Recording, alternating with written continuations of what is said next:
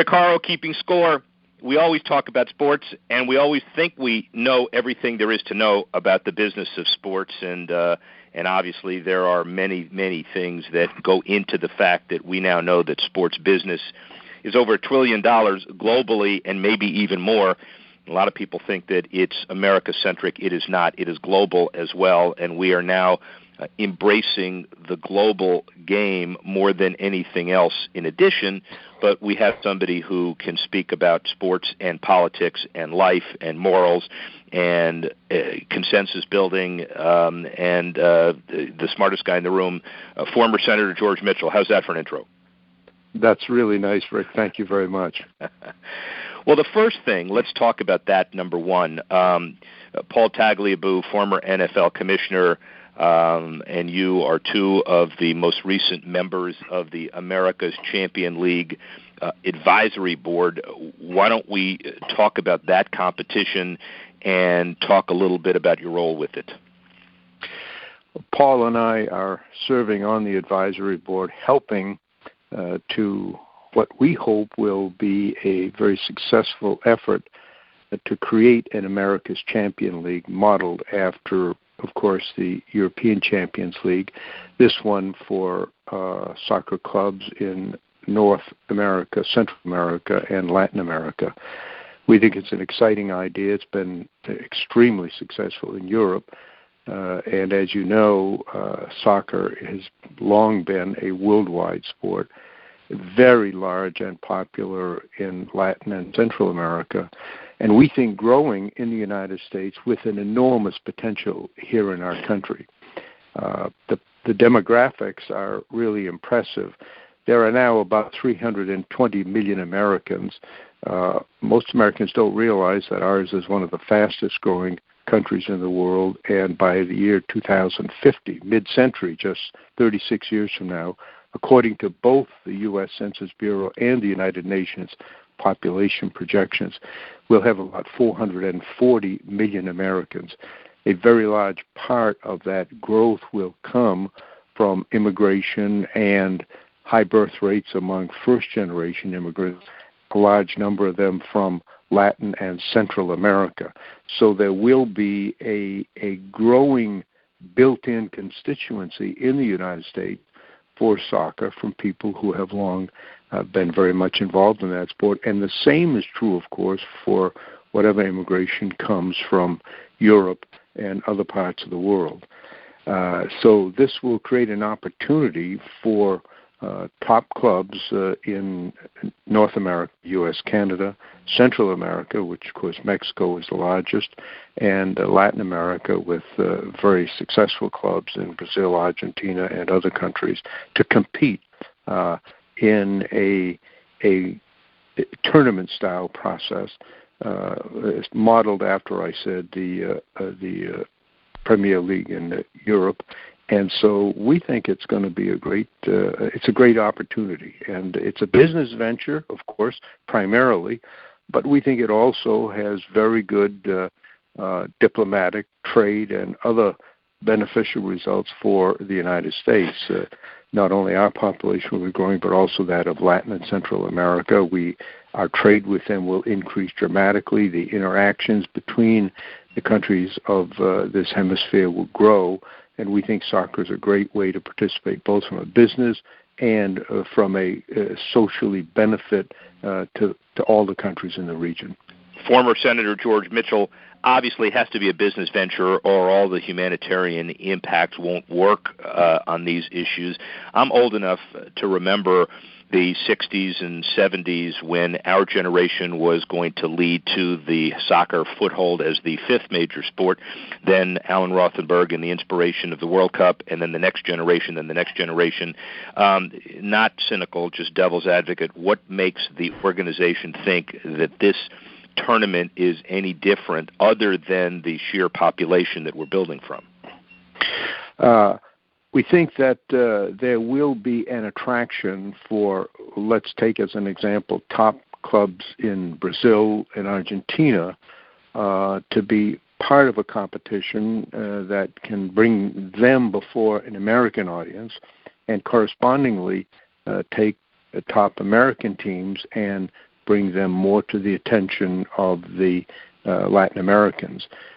Historically, in recent decades, of course, many of the top Latin American players have gone to Europe. They are one of the reasons why this process has been so successful in Europe, and of course, they go for the financial rewards that come from that. This will actually help, I think, stabilize, increase the number of homegrown athletes who will remain in their countries, and we think there's a potential for great matchups and competitions between American clubs and Latin American clubs, and we're at least contemplating home and home series as part of this process, and we think over time it will develop into a very successful business enterprise and a very successful soccer project. And I assume, Senator Mitchell, that part of the feasibility analysis has been the decade-long summer mega events, either staged as a mini-series of tournaments or one-offs with the soccer pioneers who also own the big stadiums, the Steve Ross's, the Robert Kraft's, the guys in Denver, the guys in California with the new stadiums that are being built. I assume we're not going to have a problem finding first-class stadiums in America. Oh, that will be the least of our problems. There will be many problems along the way, of course. We're still in the stage of planning and development. We have to decide, for example, how many clubs will participate. We're thinking in the range of 32 to 64. We need, of course, a broadcast partner. We've been in discussions with several of the networks here in the U.S. and in Latin America.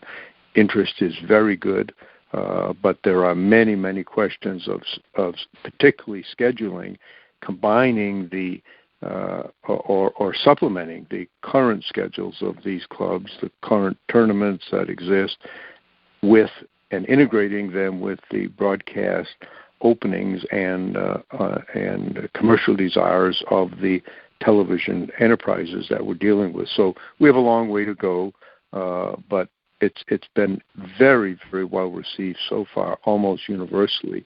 A great deal of interest in it, and we hope that it'll be a reality within a couple of years.